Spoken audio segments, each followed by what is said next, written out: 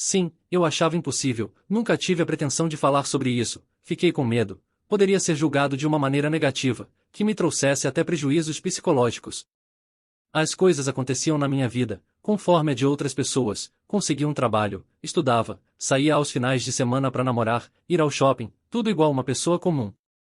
Isso aconteceu na minha cidade, aqui no Acre, não vou dar o nome correto para que não cause espanto nas pessoas.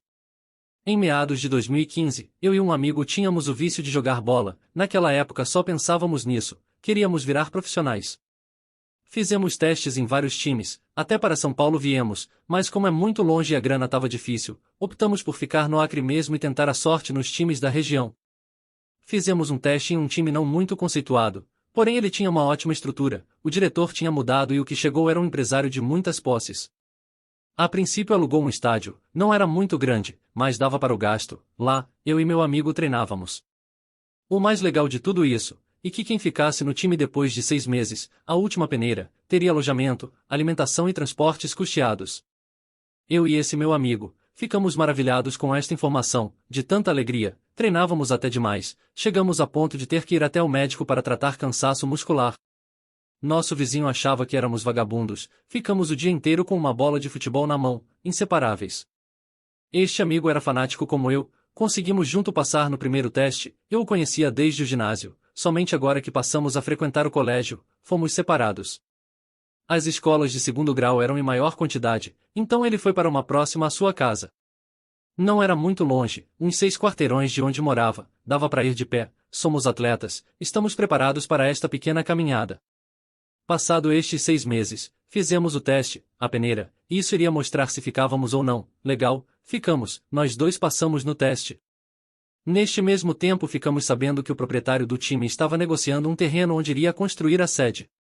Seria um estádio grande, ele queria levar este time ao patamar de disputar campeonatos estaduais na primeira divisão.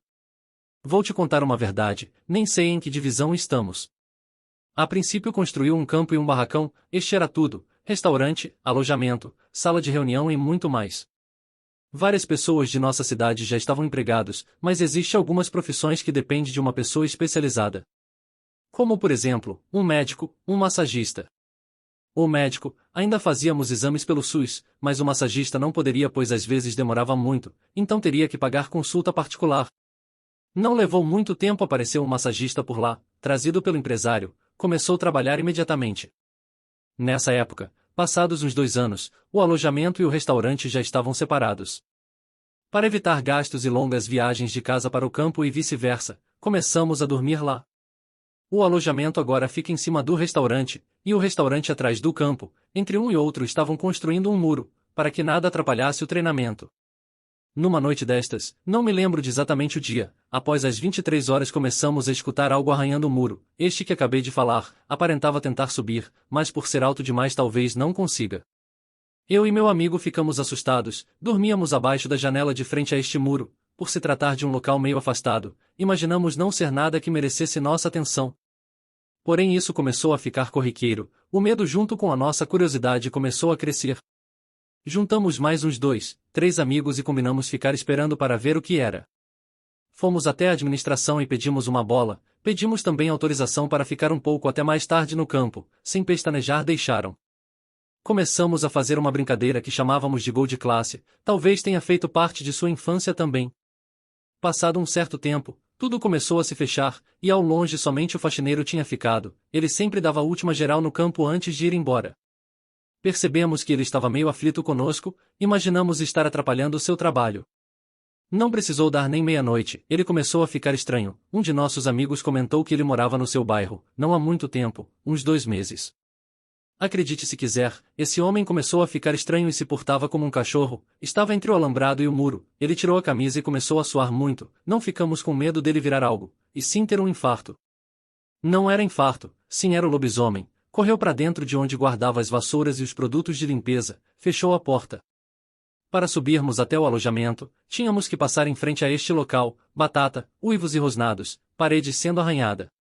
Passamos igual a uma bala, voando e ficamos observando lá de cima, várias pancadas na porta, vassouras quebradas e aqueles arranhões. Já estava bem tarde, a porta se abriu e como um ataque de cão ele saiu lá de dentro e foi em direção contrária à nossa. Um homem gigante, uns 2 metros, pelo para todo lado, corria de 4 pés, às vezes parava e se levantava cheirando e olhando para os lados.